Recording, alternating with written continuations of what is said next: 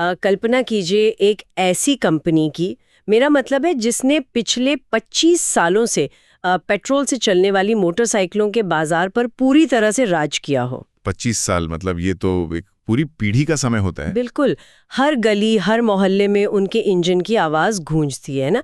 लेकिन अब वही कंपनी अपने इस इतने विशाल साम्राज्य की नींव पर एक बिल्कुल नया दांव खेल रही है। एक ऐसा दांव जहां एक सिंगल बूंद पेट्रोल का भी इस्तेमाल नहीं होगा। और यही बात इसे किसी भी बिजनेस के स्टडी के लिए एक बेहतरीन विषय बनाती है। हाँ, तो आज के इस विस्तृत विश्लेषण में हम हीरो मोटोकॉर्प की कहानी के हर उस पन्ने को पलटेंगे जो हमें ये बताता है कि कैसे कोई दिग्गज कंपनी अपने वर्तमान को सुरक्षित रखते हुए भविष्य के लिए खुद को पूरी तरह से बदल देती है। सही कहा। देखिए, जब हम हीरो मोटोकॉर्प की बात करते हैं तो हम सिर्फ एक कंपनी की बात नहीं कर रहे होते हैं, हम एक बहुत बड़ी विरासत की बात कर रहे होते हैं। मतलब हाल ही में कंपनी ने डॉक्टर बृजमोहन लाल मुंजाल जी की 100वीं जयंती मनाई है। अरे वाह, 100वीं जयंती। हाँ, और उन्होंने जो नींव रखी थी, आज वो 14,000 से अधिक कस्टमर टच पॉइंट्स, 11 अत्याधुनिक मैन्युफैक्चरिंग प्लांट्स और लगभग 86.3 लाख वाहनों की सालाना उत्पादन क्षमता वाले एक विशाल साम्राज्य में बदल चुकी है। 86.3 लाख, ये नंबर तो बहुत ही बड़ा है। बिल्कुल। और इतने बड़े पैमाने पर काम करने वाली कंपनी के लिए अपनी दिशा बदलना, मतलब ये किसी भारी भरकम मालवाहक जहाज को समंदर में मोड़ने जैसा है। ये रातों रात नहीं होता। इसके लिए एक बहुत बड़े और गहरे ढांचागत परिवर्तन की जरूरत होती है। और यही वो बात है जो आज की हमारी इस चर्चा को इतना महत्वपूर्ण बनाती है। इस बदलाव की बारीकियों को समझने के लिए आज हम हीरो मोटोकॉर्प की Q1 FY27 इन्वेस्टर प्रेजेंटेशन और 7 अगस्त 2026 की अर्निंग्स कॉल, जिसे हम कॉन कॉल भी कहते हैं, उसकी ट्रांसक्रिप्ट का गहराई से विश्लेषण करेंगे, जो कि बहुत जरूरी है क्योंकि सतही तौर पर चीजें अलग दिख सकती हैं। एग्जैक्टली। तो हमारा मिशन आज ये समझना है कि कैसे ये कंपनी अपनी पेट्रोल बाइक से आने वाले मुनाफे को बचाकर ईवी की दुनिया में अपनी जगह बना रही है। और हाँ, आगे बढ़ने से पहले एक ज़रूरी बात, इस तरह के महत्वपूर्ण व्यावसायिक दस्तावेज़ों और कॉनकॉल्स की गहराई को आसानी से समझने के लिए आप मेरे चैनल कॉनकॉल एक्सप्लेन ईजी को सब्सक्राइब ज़रूर करें। हाँ, ये एक बेहतरीन कदम है। शुक्रिया। इससे बिजनेस की दुनिया के ऐसे ही जटिल विश्लेषण बहुत ही सरल भाषा में लगातार मिलते रहते हैं। तो चलिए शुरू करते हैं। तो किसी भी वित्तीय दस्तावेज को सही परिप्रेक्ष्य में समझना बहुत जरूरी है जी। क्योंकि जब हम Q1 FY27 के आंकड़ों पर नजर डालते हैं जी। पहली नजर में सब कुछ बहुत शानदार दिखता है। आंकड़े तो वाकई चौंकाने वाले हैं। मेरा मतलब है रेवेन्यू में 26 नहीं 36% की जबरदस्त वृद्धि और वॉल्यूम में 23% का उछाल। 36% रेवेन्यू और 23% वॉल्यूम। हाँ, जब कोई नया स्टार्टअप ऐसे आंकड़े पेश करता है तो बात समझ में आती है क्योंकि उनका बेस छोटा होता है। लेकिन 86.3 लाख क्षमता वाली कंपनी जब 23% की वॉल्यूम ग्रोथ दिखाती है तो इसका मतलब है कि बाजार में कुछ बहुत बड़ा हो रहा है। बिल्कुल, ये एक विशाल जहाज के स्पीडबोट बन जाने जैसा है। सही कहा। लेकिन मेरा सवाल ये है कि क्या ये सिर्फ इसलिए है कि बाजार में जो लोग लंबे समय से खरीदारी टाल रहे थे वे अचानक से गाड़ियां खरीदने लगे हैं? क्या ये सिर्फ पेंट अप डिमांड है? ये एक बहुत ही तार्किक सवाल है। लेकिन केवल रुकी हुई मांग के दम पर कोई भी कंपनी इतने शानदार मार्जिन हासिल नहीं कर सकती। अर्निंग्स कॉल की ट्रांसक्रिप्ट को जब मैंने ध्यान से पढ़ा तो एक शब्द बार बार सामने आता है। कौन सा शब्द? Mix improvement.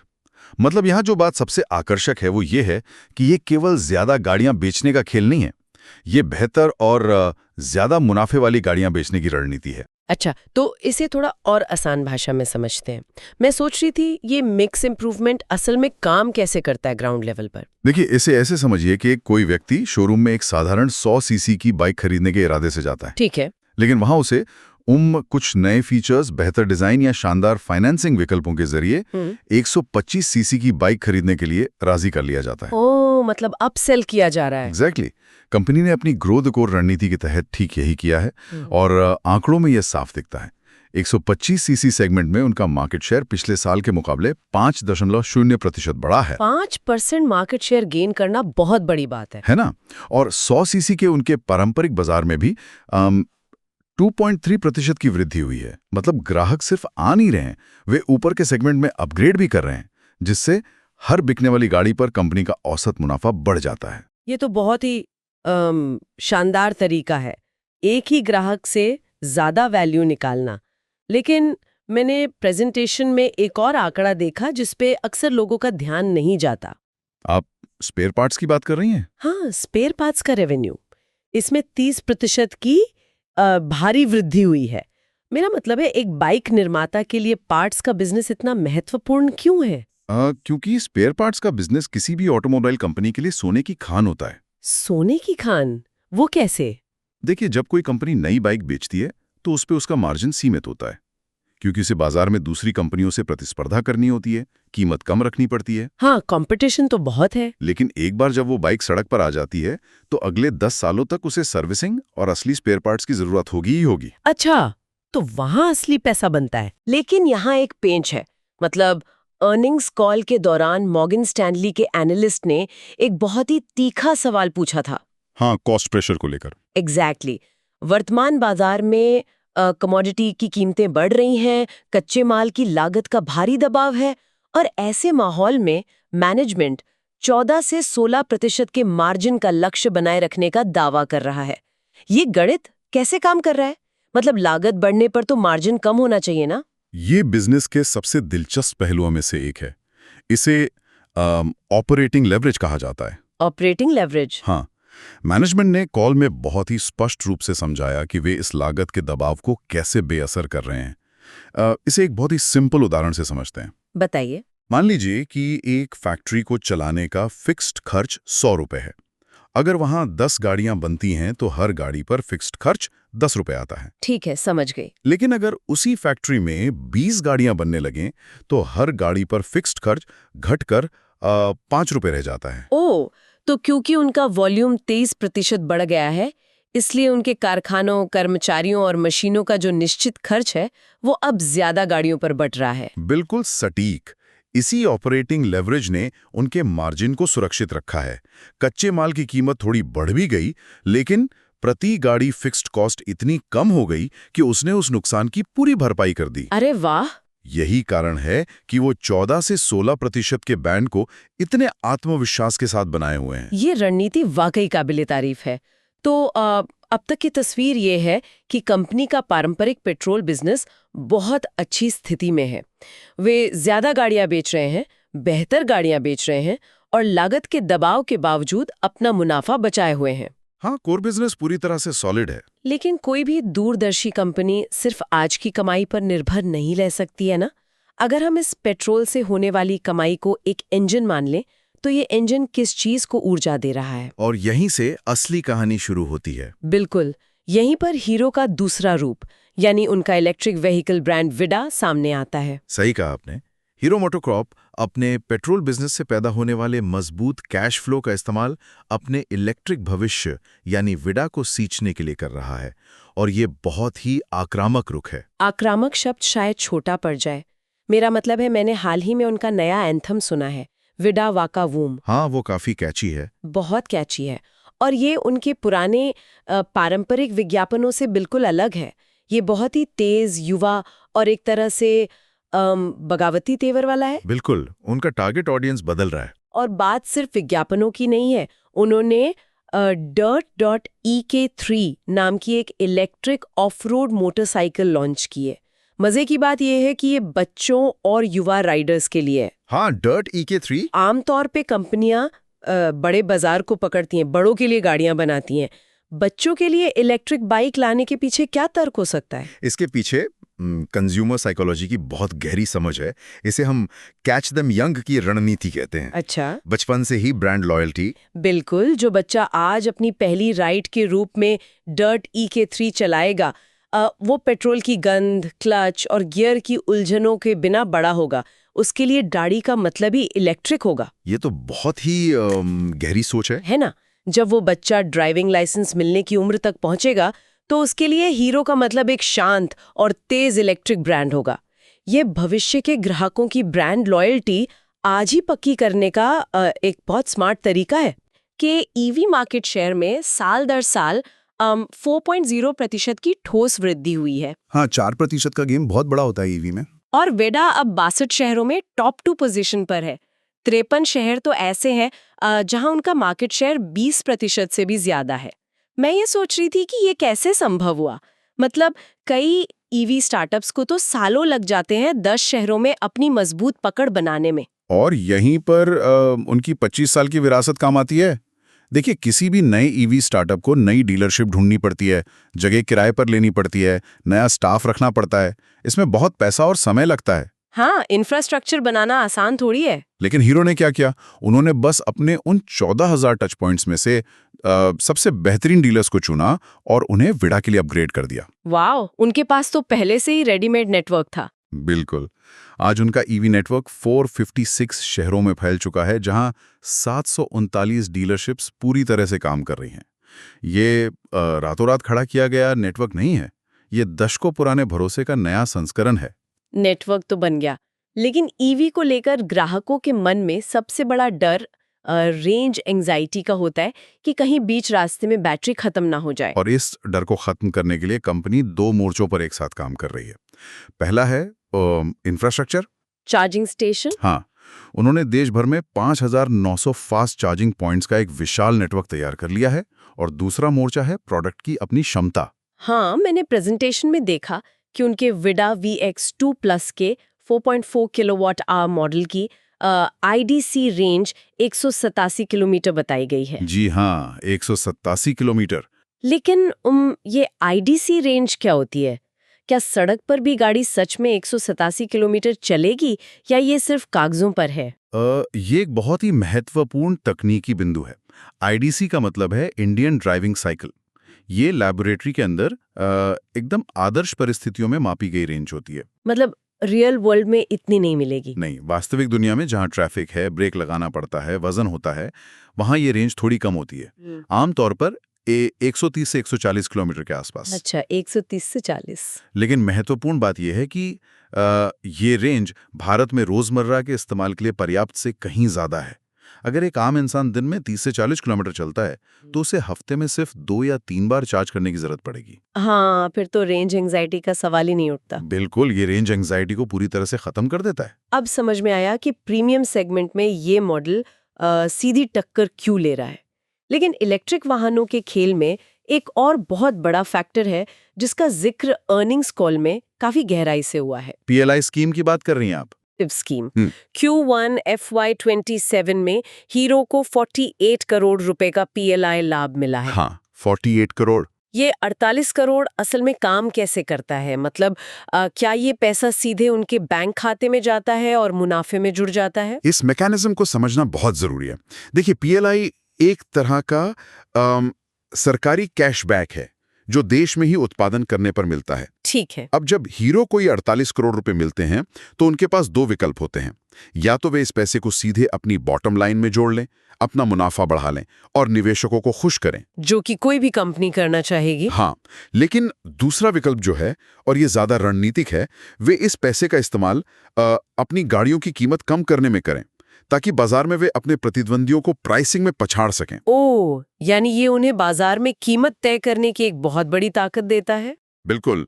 और सबसे बड़ी बात यह है कि अभी उनका केवल 60% पोर्टफोलियो ही इस PLI के योग्य है। सिर्फ 60%? हाँ, मैनेजमेंट ने बहुत ही साफ तौर पर कहा है कि दिसंबर 2026 तक उनका 100% ईवी पोर्टफोलियो PLI के दायरे में आ जाएगा। बाप रे, इसका मतलब है कि आने वाले समय में ये जो प्रोत्साहन राशि है ये 48 करोड़ से कहीं ज्यादा होगी। एग्जैक्टली। ये उन्हें ईवी बाजार में एक बहुत ही मजबूत आर्थिक ढाल प्रदान करता है। और ये सब सिर्फ भारत तक सीमित नहीं है। कॉन कॉल में ये भी बताया गया कि विडा ने नेपाल में प्रवेश के साथ अपना ग्लोबल डेब्यू भी कर लिया है। वे इसे एक इंटरनेशनल ब्रांड बनाना चाहते हैं। लेकिन चलिए, इन बड़ी बड़ी रणनीतियों, सरकारी योजनाओं और ग्लोबल विस्तार की बातों से थोड़ा बाहर आते हैं। ग्राउंड जीरो पर चलते हैं जहां असल में ग्राहक शोरूम के दरवाजे से अंदर आता है। हाँ, बिल्कुल। ग्राउंड रियलिटी समझना सबसे अहम है। अर्निंग्स कॉल में मैनेजमेंट ने बताया कि वर्तमान में उनके पास लगभग 6 सप्ताह की इन्वेंट्री है। 6 सप्ताह मतलब क्या इतने बड़े पैमाने पर बिना बिकी गाड़ियों का स्टॉक रखना खतरे की घंटी नहीं है? आम दिनों में शायद ये खतरे की घंटी होती, लेकिन भारतीय ऑटोमोबाइल बाजार एक खास चक्र पर चलता है।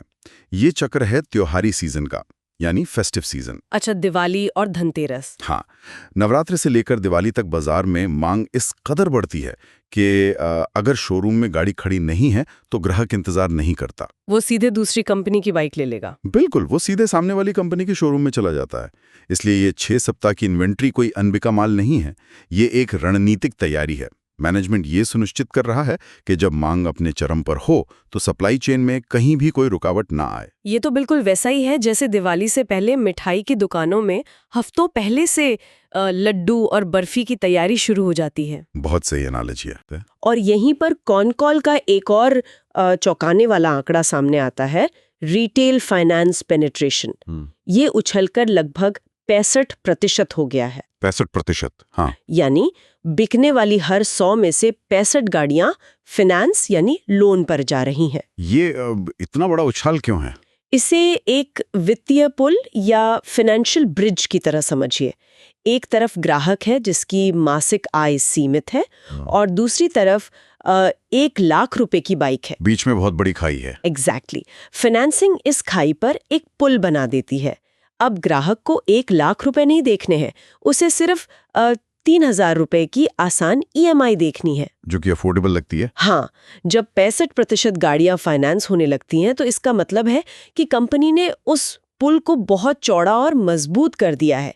इससे उन ग्राहकों के लिए भी गाड़ी खरीदना आसान हो गया है जो पहले सिर्फ इसके सपने देख सकते थे। इससे ये स्पष्ट हो जाता है कि वॉल्यूम में जो 23% की छलांग है वो असल में आ कहां से रही है। फाइनेंसिंग उसका बहुत बड़ा हिस्सा है। लेकिन इस फाइनेंसिंग के साथ साथ कीमत तय करने की जो रणनीति कॉनकॉल में बताई गई वो मुझे थोड़ी उलझी हुई लगी। कौन सी रणनीति? देखिए, एक तरफ मैनेजमेंट कह रहा है कि लागत का दबाव है, इसलिए वे कुछ मॉडल्स पर मार्जिन सुधारने के लिए कीमतें बढ़ा रहे हैं। हाँ, प्राइस हाइक। लेकिन ठीक उसी समय उन्होंने अपने एंट्री लेवल HF वेरिएंट्स की कीमतों में कुछ खास भौगोलिक क्षेत्रों में कटौती भी की है। हाँ, इसे वो कैलिब्रेटेड प्राइस रिडक्शन कह रहे थे। वही, जब हर जगह लागत बढ़ रही है तो अपनी सबसे सस्ती गाड़ी की कीमत और कम करने का क्या मतलब है? इससे तो उन्हें नुकसान होना चाहिए ना। सतह से देखने पर ये पक्के तौर पे नुकसान का सौदा लगता है, लेकिन असल में ये कस्टमर एक्विजिशन यानी नए ग्राहक जोड़ने की एक बहुत ही धारदार रणनीति है। वो कैसे? देखिए, पिरामिड के सबसे निचले हिस्से में जो ग्राहक बैठा है उसके लिए 1,000 या 2,000 रुपए का अंतर भी बहुत बड़ा होता है। हाँ, वो प्राइस सेंसिटिव होते हैं। बहुत ज्यादा। कंपनी ने उन खास क्षेत्रों की पहचान की जहां मांग थोड़ी कमजोर थी। वहां उन्होंने एंट्री लेवल HF मॉडल्स की कीमत थोड़ी सी कम कर दी। अच्छा। इसका नतीजा क्या हुआ? मैनेजमेंट ने बताया कि उन विशिष्ट क्षेत्रों में तुरंत वॉल्यूम में भारी उछाल आ गया। ओह, तो वे प्रति गाड़ी मार्जिन का थोड़ा नुकसान उठा रहे हैं, लेकिन इतनी ज्यादा गाड़ियां बेच रहे हैं कि कुल मिलाकर मुनाफा बढ़ रहा है। बिल्कुल। और सिर्फ मुनाफा ही नहीं, उन्होंने एक ऐसे ग्राहक को अपने इकोसिस्टम में शामिल कर लिया है जो शायद कुछ सालों बाद जब अपग्रेड करेगा तो वो 125 सीसी की प्रीमियम गाड़ी खरीदेगा। और तब कंपनी उस पे मोटा मार्जिन कमाएगी। एग्जैक्टली। ये दिखाता है कि कंपनी मार्जिन और वॉल्यूम के बीच कितना बेहतरीन संतुलन बना रही है। वे आंख मूंदकर पूरे देश में कीमतें नहीं बढ़ा रहे हैं, बल्कि हर क्षेत्र और हर मॉडल के लिए अलग गणित लगा रहे हैं। वाह! तो अगर हम इस पूरे विस्तृत विश्लेषण को एक सूत्र में पिरोएं तो तस्वीर एकदम साफ हो जाती है। बिल्कुल साफ हो जाती है। हीरो मोटोकॉर्प वो कंपनी नहीं है जो अपने 25 साल के गौरवशाली इतिहास के बोझ तले दब रही हो। वे एक साथ 2 अलग-अलग मोर्चों पर बेहतरीन युद्ध लड़ रहे हैं। और दोनों मोर्चों पर जीत रहे हैं। हाँ, एक तरफ वे अपने 100 सीसी और 125 सीसी के पारंपरिक पेट्रोल बाजार से होने वाली कमाई को लगातार बढ़ा रहे हैं। बेहतर गाड़ियां बेचना, फाइनेंसिंग को आसान बनाना और स्पेयर पार्ट से मोटा मुनाफा कमाना, जो उनका एक कैश काउ है। बिल्कुल। और दूसरी तरफ इसी पैसे और 48 करोड़ के PLI जैसे सरकारी प्रोत्साहनों का इस्तेमाल करके वे विडा के साथ इलेक्ट्रिक भविष्य की एक बहुत ही ठोस और आक्रामक नींव रख रहे हैं। ये वास्तव में बिजनेस रणनीति का एक मास्टर क्लास है। एक स्थापित कंपनी कैसे अपने कोर बिजनेस को सुरक्षित रखते हुए नए जमाने की तकनीक को अपनाती है। हीरो मोटोकॉर्प इसका एक बहुत ही जीवंत उदाहरण पेश कर रहा है। मैं पूरी तरह सहमत हूँ। और श्रोताओं, इस तरह के गहराई वाले विश्लेषणों के लिए कॉनकॉल्स के पन्नों के पीछे छिपे असली अर्थों को समझने के लिए मेरे चैनल कॉनकॉल्स एक्सप्लेन्ड ईजी को सब्सक्राइब करना यकीनन आपके लिए एक बहुत फायदेमंद निर्णय साबित होगा। मैं भी यही कहूँगा, ये बहुत ज़रूरी है अगर आप मार्केट को समझना चाहते हैं। तो आज की इस लंबी और गहरी चर्चा को समेटते हुए क्यों ना हम एक ऐसे सवाल पर विचार करें जो सीधा भविष्य से जुड़ा है। हाँ, एक बहुत ही विचारोत्तेजक पहलू है ये। देखिए, पीढ़ियों से भारत की सड़कों पर हीरो का मतलब एक ऐसा मजबूत साथी रहा है जिसमें पेट्रोल डाला जाता है, सर्विस सेंटर में जिसका इंजन ऑयल बदला जाता है। उनके जो 14,000 सर्विस सेंटर्स हैं वो इसी पेट्रोल की दुनिया पर टिके हैं। लेकिन आज वही कंपनी 5,900 ईवी चार्जिंग पॉइंट्स लगा चुकी है और डर्ट EK3 जैसी इलेक्ट्रिक बाइक्स के जरिए बच्चों को ईवी की आदत डाल रही है। तो सोचने वाली बात यह है कि क्या आने वाले 10 या 15 सालों में ये 14,000 पेट्रोल सर्विस सेंटर्स का विशाल नेटवर्क कंपनी की सबसे बड़ी ताकत रहेगा, या फिर एक ऐसा ढांचा बन जाएगा जिसकी कोई ज़रूरत ही नहीं बचेगी। ये एक बहुत बड़ा सवाल है, क्योंकि इलेक्ट्रिक गाड़ियों में तो इंजन ऑयल या क्लच जैसी कोई चीज़ होती ही नहीं है। क्या कल की पीढ़ी जिसने अपनी ज़िंदगी में कभी किसी पेट्रोल गाड़ी को किक मारकर स्टार्ट ही नहीं किया होगा, उसके लिए हीरो का मतलब सिर्फ एक साइलेंट इलेक्ट्रिक मशीन रह जाएगा? और सबसे बड़ा डर, क्या उनका पुराना साम्राज्य उनके नए साम्राज्य के रास्ते में आएगा? एग्जैक्टली। ये एक ऐसा सवाल है जिसका जवाब शायद अगली कुछ कॉनकॉन्स में ही मिल पाए। ये सच में बिजनेस के विकास और ब्रांडिंग के भविष्य को लेकर बहुत कुछ सोचने पर मजबूर कर देता है। आज के इस डीप डाइव में बस इतना ही। ऐसी ही जटिल व्यावसायिक दस्तावेजों के आसान और दिलचस्प विश्लेषण के साथ हम फिर मिलेंगे। और हाँ, कॉनकॉल एक्सप्लेन्ड ईजी को सब्सक्राइब करना मत भूलिएगा। तब तक सुनते रहिए और बिजनेस के इन बदलते समीकरणों पर सोचते रहिए।